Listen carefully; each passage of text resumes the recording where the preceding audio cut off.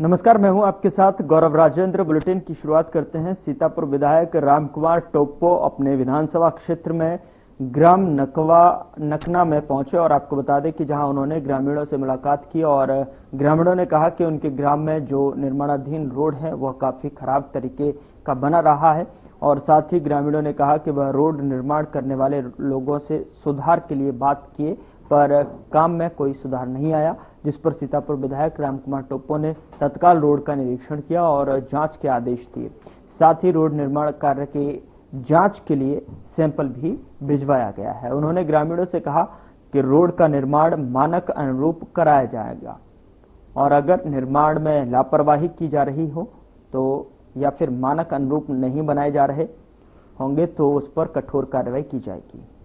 साथ ही आपको बता दें कि उसके उपरांत सीतापुर विधायक रामकुमार टोप्पो ने लोगों की मांग पर नवीन प्राथमिक शाला भवन निर्माण करवाने की भी घोषणा की।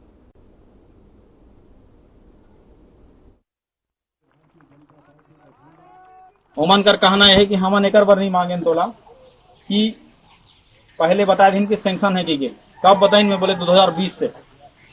अब ये बता 2020 और ये कौन सा चला था 2025। अरे एगो पुलिया ला बने में इतना टाइम लागी नहीं लगे। अभी भी मैं बोलते हैं सैंक्शन होगी से और रोड नहीं ना भी मैं फालतू बेवजह के घोषणा लेके आप मतलब झूठ बोल के चुनाव नहीं जीते हूँ। इतना सारा व्यक्ति है, इतना सारा समीक्षा है, वो तो पता चलवे करी ना। तो अगली बार में का हिम्मत लेके खड़े हैं। लेकिन मोला ये अफसोस होल कि एक बार नहीं 4-4 बार चाहे डोमनी नाला पुलिया हो चाहे भिठवा के पुलिया हो, बताते हैं कि नारियल और अगरबत्ती गाड़ी में रखत रहे, मान करे तो लाभ निकालो वाला तो फिर भी मैंने 20 साल तक इस तरीके से चलता रहा तो मैं ये समझ नहीं पाऊँ। हो सका थे हम कहो कि नहीं रोड के कागज बने में 1 साल लगे लोही, लेकिन मोला तो नहीं लगे ऐसा है कि नहीं, ऐसा नहीं लगे। अभी बहुत सारे पढ़े लिखे हमारे भाई मन है जो मोबाइल चलाते हैं, बहनी मन है। बिलासपुर में संभाग स्तरीय सरस मेले के लोगों का अच्छा प्रतिसाद मिल रहा है। आपको बता दें कि स्वयं सहायता समूह की दीदियों की तरफ से बनाए गए विभिन्न सामग्री की खरीदारी करने बड़ी संख्या में लोग पहुंच रहे हैं। बता दें कि मेले में कम कीमत पर गुणवत्तापूर्ण उत्पादों की बिक्री हो रही है। समूह की दीदियों की तरफ से बनाई गई सामग्री को ग्राहकों ने सराहा है। मेले में स्टॉलों के जरिए सामग्री की बिक्री से समूहों को अच्छी आमदनी हो रही है और स्वयं सहायता समूहों के माध्यम से ग्रामीण अर्थव्यवस्था को मजबूती देने और महिलाओं को आर्थिक रूप से सशक्त करने की अभिनव योजना है और राष्ट्रीय ग्रामीण आजीविका मिशन योजना के तहत ग्रामीण महिलाओं को विभिन्न आजीविका गतिविधियों के माध्यम से यहां प्रयासरत किए जा रहे हैं। महिला समूहों की तरफ से बनाए गए उत्पादों को बाजार उपलब्ध कराने के लिए संभाग स्तरीय सरस मेले का आयोजन 12 मार्च तक किया गया है।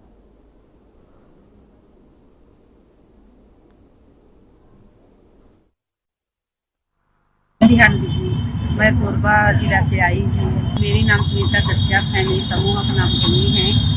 हम लोग कुर्ता साड़ी का धागा का उत्पादन करते हैं। घर में 40 महिलाएं, सब महिलाएं कुर्ता धागा निकालती हैं और कपड़ा का बुनियाद भी करती हैं।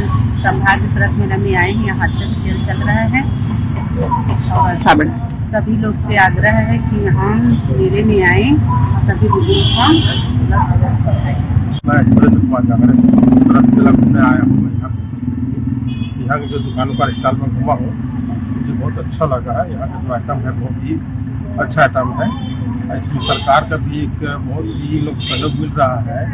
जो हमारे गांव के जो गरीब परिवार के हैं लोग समूह बना कर रखे अपना योगदान दे रहे हैं, अपना मेहनत कर रहे हैं और खुद अपना पैर में खड़ा हो रहे हैं और अपना मार्केट को सप्लाई करें सामान का, इससे उनको आमदनी हो रही है।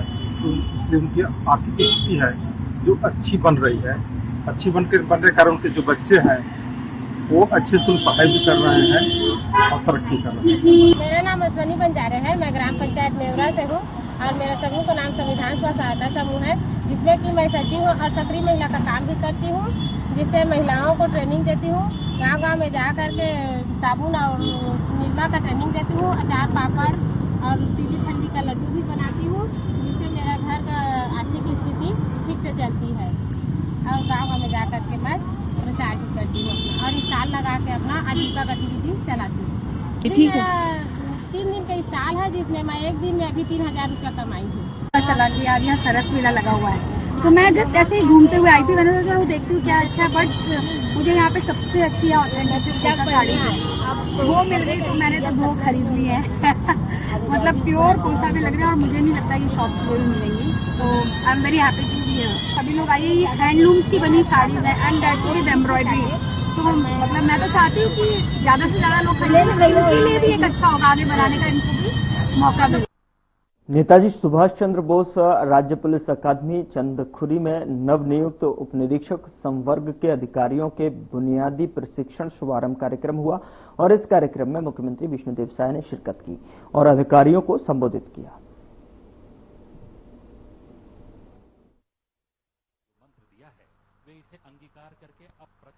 छत्तीसगढ़ राज्य बनने के बाद शायद इतनी बड़ी संख्या में पहली बार सूबेदार, उप निरीक्षक और प्लाटून कमांडरों की भर्ती हो रही है और इसमें महिला सुरक्षा को भी विशेष ध्यान दिया गया है और भर्ती में 30% महिलाएं भी शामिल हैं और आगे हम लोग 350 और उप निरीक्षक की भर्ती की प्रक्रिया भी चालू करने वाले हैं। आप सबको मालूम होगा कि पुलिस का आदर्श वाक्य क्या है? हाँ, देशभक्ति और जन सेवा। तो आप सब लोग ऑफिसर बनने जा रहे हैं। आप लोगों को कानून की रक्षा भी करना है और समर्पित होकर अपना प्रशिक्षण यहां पर लें और एक जिम्मेदार ऑफिसर बन के यहां से निकलें। आज आप सब लोग देख रहे हैं कि देश दुनिया में अनेकों तरह के अपराध हो रहे हैं। साइबर क्राइम की बड़ी चर्चा है, डिजिटल अरेस्ट की चर्चा है, जिसके विषय में हमारे देश के आदरणीय प्रधानमंत्री जी भी देशवासियों को अपने मन की बात में सतर्क कर चुके हैं। तो ये सब आप लोगों को रोकने की जिम्मेदारी आगे संभालनी पड़ेगी। आज हमारा युवा वर्ग नशे की लत से भी ग्रसित हो रहा है। ये हम लोगों के लिए बड़ी चुनौती होगी। ये सब आप सब लोगों को करना पड़ेगा। हम लोग यहां नक्सलवाद के साथ भी बड़ी मुस्तैदी के साथ लड़ाई लड़ रहे हैं। हमारे गृह मंत्री जी हमेशा उसकी चिंता करते रहते हैं। हमारे देश के गृह मंत्री आदरणीय अमित शाह जी भी उसकी चिंता करते रहते हैं और इस लड़ाई में जो हम लोगों का बस्तर फाइटर्स सीआरपीएफ का है, उनका बड़ा योगदान है। लड़ाई में वो आगे रहते हैं और मेरा सौभाग्य है कि मैं एक रात उनके साथ उनके कैंप में बिताया। रात भर रहा उनके साथ, सांस्कृतिक कार्यक्रम हुए, उनके साथ भोजन किया और इस साल के बजट में फिर से हम लोग 3200 अतिरिक्त बस्तर फाइटर्स की नियुक्ति करेंगे। इस साल के बजट में भी हम लोग प्रावधान किए हैं और मैं आप सब लोगों से ये भी कहना चाहूंगा कि आप लोगों को पुलिस और जनता के बीच जो एक दूरी होती है, अब तो वैसे दूरी कम होते जा रही है, लेकिन पहले पुलिस की वर्दी देख के ही गांव वाले दूर भागते थे। तो ये दूरी को भी कम करना है।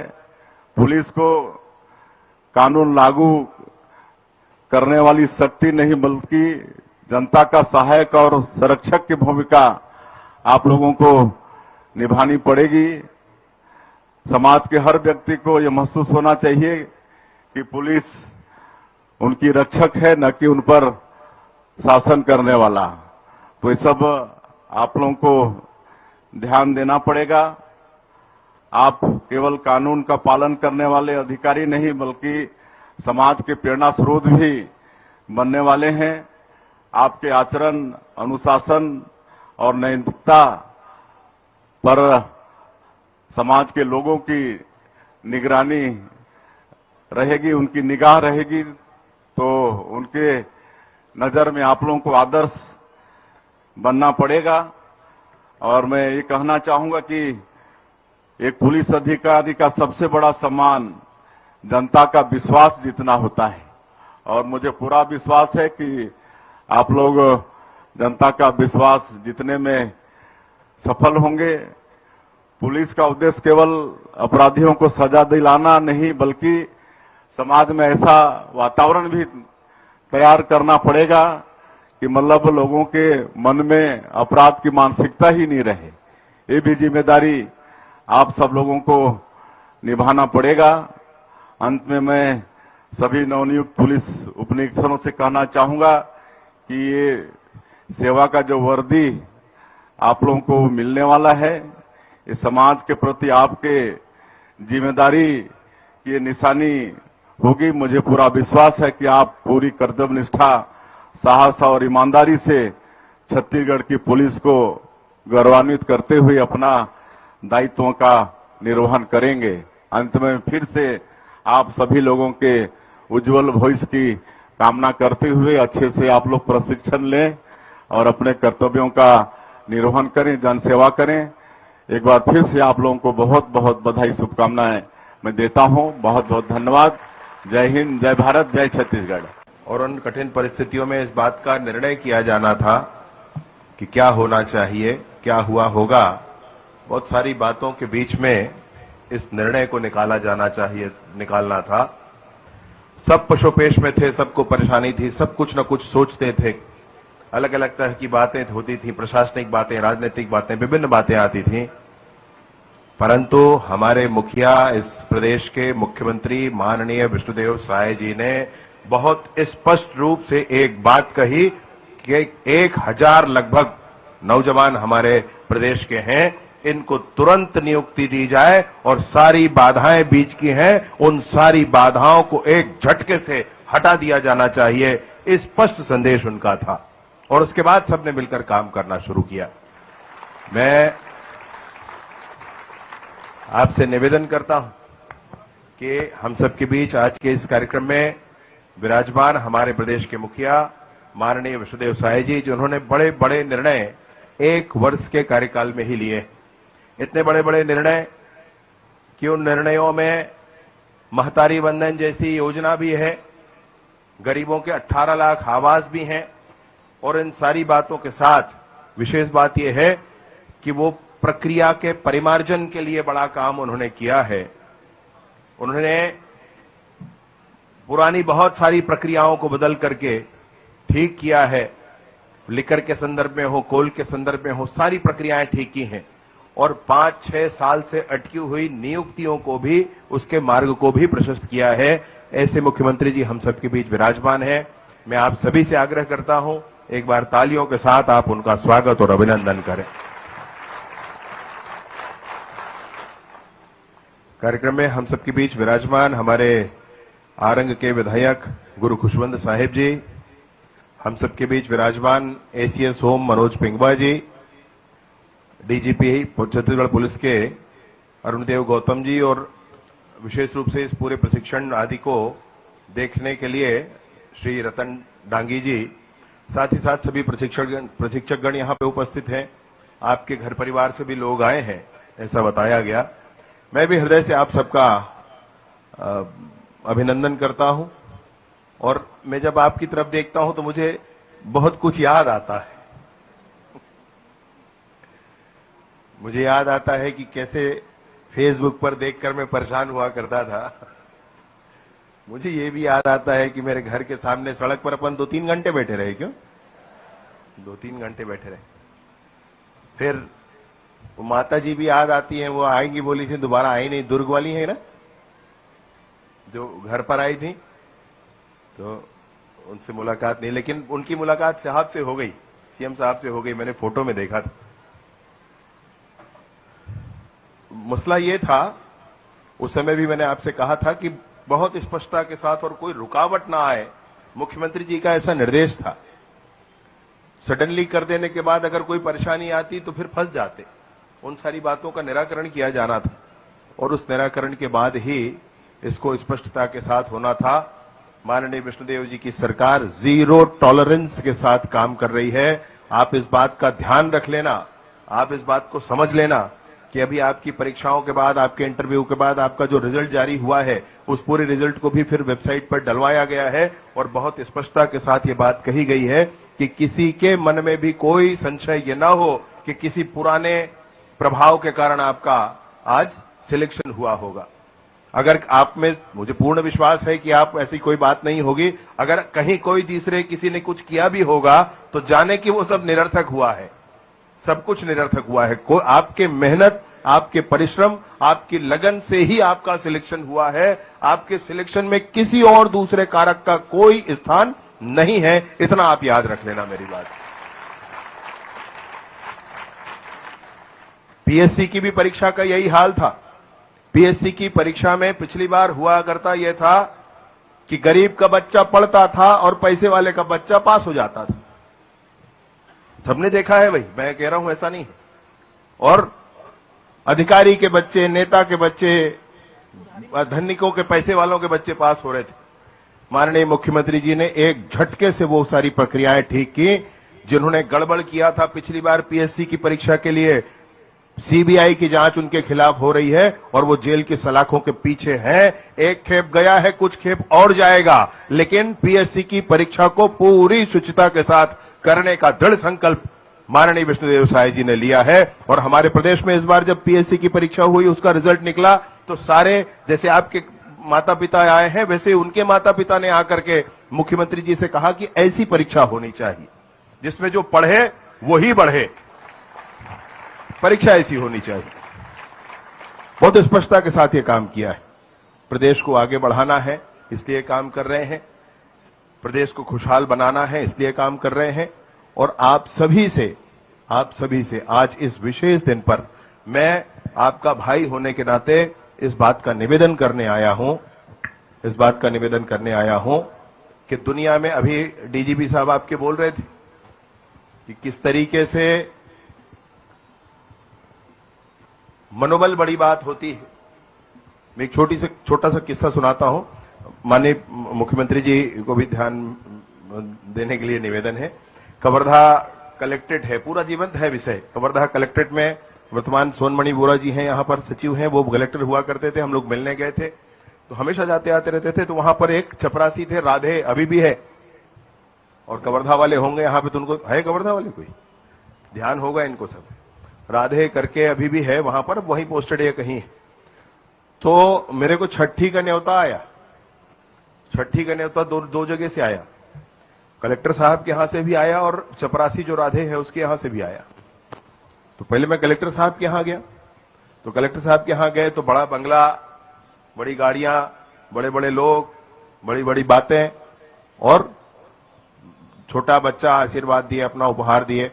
और निकलते निकलते मैं सोच रहा था कि भाई बड़ा रुतबा है, बड़ा ओहदा है, बड़ा बंगला है, बड़ी गाड़ी है, और इसलिए बड़ा जीवन में प्रसन्नता है, जीवन में बड़ी खुशी है। मैं ऐसे सोचते सोचते निकला। बस थोड़ी ही देर में राधे का भी घर था, है अभी भी। तो राधे के घर में गए छठी के लिए। राधे का छोटा सा परिवार, थोड़े आसपास के अन्य सब लोग आए थे, बच्चा था। गाड़ी नहीं थी बड़ी, बंगला नहीं था बड़ा, ओहदा नहीं था बड़ा, पैसा ज्यादा नहीं था, लेकिन मैंने उस दिन जीवन के इस यथार्थ को देखा कि खुशी राधे के चेहरे पर भी कम नहीं थी, खुशी राधे के चेहरे पर भी उतनी ही थी जितनी वहां मैंने कलेक्टर के चेहरे पर देखी थी। आपसे कहना मैं ये चाहता हूं कि ये जो मन की प्रसन्नता है, ये जो खुशी है, इसका पैसे से लेन देन नहीं है भाई, इसका पैसे से लेन देन नहीं है। समझना बात को, ये किसी और बात से लेन देन हो सकता है, पैसे से तो नहीं है भाई। तो किसी तरीके से छोटा मोटा कुछ पैसा हाथ में आए और कुछ ये खरीद लो, वो खरीद लो, ये जो भाव है भाई, इस भाव के साथ काम नहीं हो सकता है। ध्यान रखना मेरी बात का। आज आप मिल रहे हैं, अब जाने अगली बार जैसे मुलाकात होगी, लेकिन इस बात को याद रखना, हृदय की प्रसन्नता सबसे बड़ी ताकत क्या है? सबसे बड़ी ताकत है नैतिक बल जिसको कहते हैं, नैतिक ताकत जिसको कहते हैं, वही दुनिया में सबसे बड़ी ताकत होती है। उससे बड़ी ताकत कुछ और नहीं। मसला यह है, हमको यह समझना होगा हमारी आवश्यकताएं कितनी हैं, हमको कितना आगे क्या करना है। पूरी दुनिया लूट में मची है, पूरा दुनिया ये कर रहा है। आपको बीच में समझाने वाले बहुत मिलेंगे, बहुत कुछ कहने वाले मिलेंगे। अरे कहां लगाए हो, सब लोग ऐसे ही कर रहे हैं, आज कौन ये कर रहा है, ऐसे तो होता है। अरे ऐसे ही तो होता है भैया, इतना हो जाएगा, सब बढ़िया है और क्या है। ये जो आपको कहने वाले मिलेंगे ना, तो आप समझ लेना कि जो चिटफंड कंपनी वाले घूमते रहते हैं और लोगों को फंसाते रहते हैं ऐसे प्रलोभन छोटे छोटे दे करके, ये वैसा ही आदमी है। मैं भी इसके लिए वैसे ही हो गया हूं जैसे कि ये मुझे समझा रहा है, मेरे नैतिक बल को डिगा रहा है। ये समझना, जितने भी भगवान आप मानते होंगे, किसी को भगवान मानते होंगे भैया, जिनको भी मानते, जिनको भी देखा, जिनको भी समझा है, देख लेना पैसे के पीछे भागकर कोई बड़ा नहीं बना है दुनिया में। आपके कंधे पर बड़ी जिम्मेदारी आने वाली। छत्तीसगढ़ में इतनी बड़ी खेप सब इंस्पेक्टर्स की ये कब से नहीं हुई थी? मुझे लगता है 10-15 सालों से नहीं हुई थी, 12 सालों से नहीं हुई थी। ये गैप भी है विभाग में बड़ा। तो ये इतने 12 सालों के बाद आपका ये बैच आ रहा है। अब इसको नियमित करने की कोशिश करेंगे कि हर साल चाहे 2 पोस्ट रोज निकले, लेकिन निकले। लेकिन 12 सालों के बाद आपकी ये बैच आ रही है, बहुत लगन। इस महत्वपूर्ण अवसर पर उत्साह एवं उमंग से भरे लगभग 840 युवा यहां पर मौजूद हैं और आज इस कार्यक्रम में शामिल होकर बहुत आनंदित हो रहे हैं। माननीय मुख्यमंत्री जी के उपस्थिति से इस कार्यक्रम की महनीयता स्पष्ट होती है। सभी प्रशिक्षणार्थियों को इस अवसर पर अपने कठिन परिश्रम से यह मुकाम हासिल हुआ है। इस सब पर आपको हार्दिक बधाई और शुभकामनाएं। इस दिन की स्मृतियां आपके जीवन में चिरस्थायी रहने वाली हैं, जब आप आजीविका और रोजगार पाने की खुशी के साथ ही एक आदर्श त्याग एवं सेवा की जिम्मेदारी का भार स्वीकार करने वाले हैं। यह पुलिस विभाग की सेवा रोजगार के साथ साथ आपके जीवन में साहस, वीरता, त्याग, अनुशासन और सेवा भाव को एक जिम्मेदारी के रूप में लाती है। इस नौकरी में मनोबल का खास महत्व है और वही आपके इस कैरियर में आने वाले उतार चढ़ाव में धैर्य बनाए रखने की सामर्थ्य देता है। आर्थिक लाभ एवं सुविधाएं मनोबल को सतत बनाए रखने में सक्षम नहीं होती। मनोबल अनुशासन एवं सेवा की तपस्या तथा देश और झंडे के किसी महनीय उद्देश्य के लिए बलिदान की भावना से पलता है। वर्दी अधिकार और रौब के लिए नहीं, बल्कि जिम्मेदारी के लिए है। उसी तरह से ये वर्दी आप धारण करने जा रहे हैं और उसी तरह से धारण करेंगे, इस शुभकामना के साथ, जैसे कि दास कबीर ने कहा था अपने अंतिम समय में कि दास कबीर जतन से ओढ़ी, जैसी की तैसी धर दीनी चदरिया। इतना आत्मविश्वास था उन्होंने कि उन्होंने ये भी कहा कि जो चादर सुर नर मुनि ओढ़ी, ओढ़ी के मैली कर दीनी चदरिया। सुर नर मुनि सभी ने मैली किया, लेकिन दास कबीर ने बिना मैली किए जैसी की तैसी लौटा दी। आपके सामने भी यही चुनौती है। जो वर्दी आप धारण करने जा रहे हैं, इसे किसी भी तरह मलिन नहीं होने देना और इसको उसी रूप में लौटाना। इस एकेडमी के ट्रेनर्स के रूप में मैं ये कहना चाहूंगा कि नेशनल पुलिस एकेडमी में जब हम लोग गए थे तो हमारे ट्रेनिंग उस्तादों ने एक पत्थर दिखाया, एक शिला पत्थर की वहां पर रखी हुई है और उसमें एक माइकल एंजेलो का एक वाक्य लिखा हुआ है, every block of the stone has a statue inside and it is the task of the sculptor to discover it. हर पत्थर में एक मूर्ति होती है और ये उस शिल्पकार का दायित्व है कि उस पत्थर में से मूर्ति को अपनी छेनी और हथौड़ी की कला से, कभी थोड़ी मार से, कभी थोड़ी तराश से, उसमें से एक मूर्ति को निकाले। एकेडमी के ट्रेनर्स की इतनी महती जवाबदारी है कि इन जो पत्थर के रूप में, एक शिला के रूप में आपको प्राप्त हुए हैं, इनमें एक बहुत समर्थ पुलिस ऑफिसर इनमें से गढ़ कर निकालना है और इस जिम्मेदारी के लिए बहुत बहुत शुभकामनाएं और बहुत बहुत चुनौती के रूप में मैं एक अकादमी के डायरेक्टर मिस्टर दांगी और बाकी ट्रेनिंग के जुड़े सभी लोगों को एक चुनौती के रूप में सौंपता हूं और मुझे उम्मीद है कि आज के मुख्यमंत्री जी के और गृह मंत्री जी के आशीर्वाद से आप में जो जज्बा और जो उत्साह पैदा होगा वो आपको एक बहुत कामयाब और बहुत सुगढ़ और बहुत आदर्श पुलिस अफसर बनने की प्रेरणा देगा और आप निश्चित उसमें कामयाब होंगे। बहुत बहुत धन्यवाद। महोदय और पुलिस अकादमी के निदेशक महोदय। फिलहाल बुलेटिन में इतना ही। नमस्कार।